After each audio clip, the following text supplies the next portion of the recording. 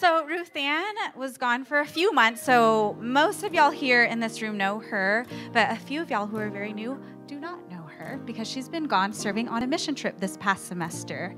And so Ruthann, can you share with us where you served and what you did on your mission trip for the past few months?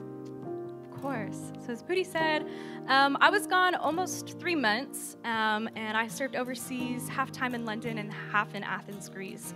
And so in London, I was working in a coffee shop called Kahaila. It's a nonprofit coffee shop, and they do some really cool stuff with their profits, going to different things in the city to help with homelessness and stuff like that.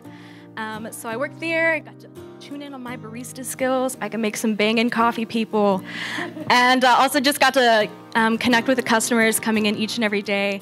And then pretty cool situation. The pastor, he owns a coffee shop, and so during the day, I got to work, and then in the evenings, they have church service in the coffee shop itself. So I got to lead some worship and even teach a Bible study, and so I got to do that through my experience in London. And then in Greece, my main focus was a community center, a gym center. It was called Yoga and Sport with Refugees. And so there, super chill job, super easy. I got to work the front desk, so that's nice. Just talk to people is basically what my job was. I got to just learn faces and names of the people who just came in and checked into classes, joined some classes, and that really helped just build the trust and build those relationships within the refugee community. Can you share with us one of your favorite stories? I know you've had many stories, but one of your favorite stories from your trip this past semester. So while I was in Athens, I met this really cool dude named Dariush. And I basically saw him like each and every day at Yoga and Sport. He came in every day on the dot at 10 o'clock, and that was usually when I worked.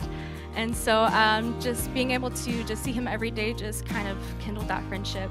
And so there was one day where he came in and he was waiting for his friends, and his friends never showed up. And so he just sat there and talked to me for like the whole hour and a half that I was just sitting there at the receptionist desk.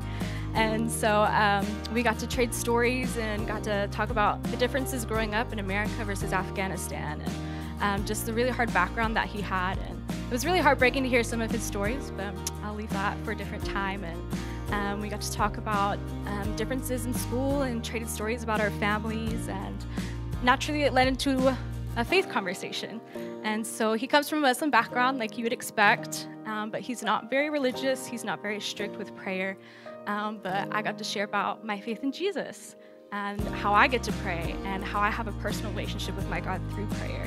And so, yeah, so it's just a really cool opportunity, and then our friendship just progressed from there. And I'm super excited to see him because I'll be going back this summer. It's really neat.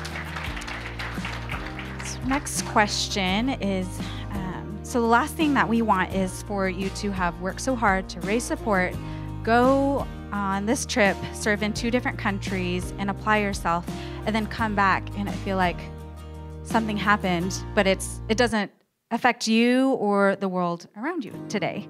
And so next question is, what is something that you experienced on your trip that you'd like to apply during your time back here now?